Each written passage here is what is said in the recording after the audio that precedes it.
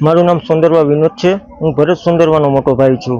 આપણે 7/3/2026 રોજ ભરતભાઈનું રમરેજી ગામેથી મૃતદેહ મળેલ આવેલું હતું શંકાસ્પદ હાલતમાં। એ બાબતે અમે તાલાળા પોલીસ સ્ટેશને એફઆઈઆર નોંધાવી હતી ને અત્યાર સુધી તાલાળા પોલીસ સ્ટેશને અમે 42 ધક્કા ખાધા હતા। 42 ધક્કામાં અમને કોઈ એવો શાંતિપૂર્વક જવાબ નથી મળ્યો કે ભાઈ ભરતભાઈના ન્યાય માટે અમારે શું કરવું, સાહેબ ક્યાં સુધી કેસ પહોંચ્યો છે, તો એ લોકોએ કોઈ એવો શાંતિપૂર્વક જવાબ જ નહોતો દીધો। એનાથી અમે અમારો સમાજ, અમારા આગેવાનો, યુવાનો બધા સાથે મળી અમે ગીર સોમનાથના કલેક્ટર સાહેબને મળ્યા, એસપી સાહેબને મળ્યા હતા, પછી જુનાગઢ જિલ્લાના કલેક્ટર સાહેબને મળ્યા, આઈજી સાહેબને મળ્યા। ત્યારે અમે એક જ દરખાસ્ત કરી હતી કે સાહેબ અમારે રીપીએમ કરાવવું છે અને એસઆઈટીની રચના કરાવવી છે।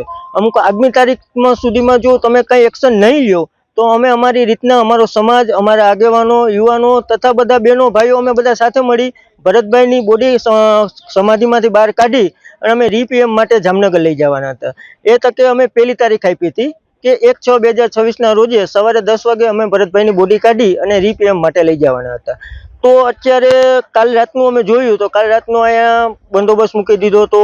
કોડિયાતર સાહેબ, ડીએસપી સાહેબ જે આપણે છે માંગરોળ તાલુકાના, એને અમને બોલાવ્યા। એ કે વિનોદભાઈ અત્યારે કે હજી મંજૂરી નથી મળી તો તમે બોડી ના બહાર કાઢી શકો। હું કહું સાહેબ તમે અત્યાર સુધી ક્યાં શું એક્શન લીધું હતું? હું કહું અમે 2 મહિનાથી સખત તમને લોકોને આર્ગ્યુમેન્ટ કરતા હતા, કહેતા સાહેબ તમે કંઈક આમાં એક્શન લ્યો। હું કહું મારા મમ્મી પપ્પા અટાણે હાર્ટના બીમાર છે અને કંઈ પણ વસ્તુ થશે તો એ જવાબદારી તમારી રહેશે।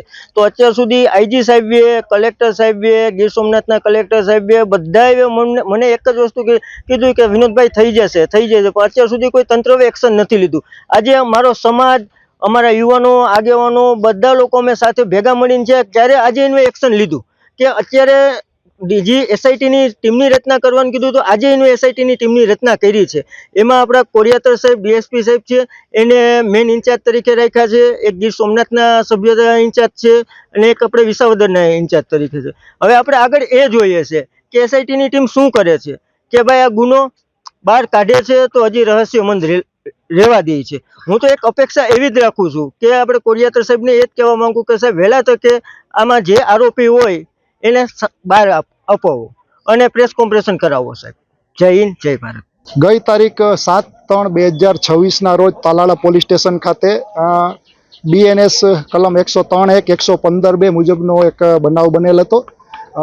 જુથળ ગામના મરણ જનાર ભરતભાઈ સોંદરવાના શંકાસ્પદ મૃત્યુ બાબતે એક તપાસ તાલાળા પોલીસ સ્ટેશન ખાતે ચાલુ હતી। સદરુ તપાસ બાબતે મૃતકના પરિવારજનોની રજૂઆતને ધ્યાને લઈ અને આજરોજ નાયબ પોલીસ મહાનિરીક્ષક શ્રી જુનાગઢ સાહેબ દ્વારા એક સ્પેશિયલ ઇન્વેસ્ટિગેશન ટીમની રચના કરવામાં આવેલ છે। આ ટીમના વડા તરીકે મારી ડીવી કોડિયાતર, ડીવાયએસપી માંગરોળની નિમણૂક કરવામાં આવેલી છે। અન્ય સભ્યો તરીકે એને વાઘેલા, પીએસઆઈ એલઆઈબી ગીર સોમનાથ તેમજ ડીએચ વાળા, પીએસઆઈ વિસાવદરની નિમણૂક કરવામાં આવેલ છે। આગામી સમયમાં આ ગુનાની તપાસ અમોની જે એસઆઈટી છે એ સંભાળી લેશું અને વિગતવાર અને ઊંડાણપૂર્વક આ ગુનાની તપાસ કરશું। આગામી 3 તારીખથી આ ગુનાના કામે શકમંદોના એલવીએસડીએસ ટેસ્ટ થનાર છે। આ એલવીએસડીએસ ટેસ્ટ આગામી 11 તારીખ સુધી ચાલશે અને આ ટેસ્ટ દરમિયાન એફએસએલ તરફથી જે કંઈ પણ રિપોર્ટ આવશે તે તપાસના કામે સામેલ રાખી આગળની કાર્યવાહી કરવામાં આવશે।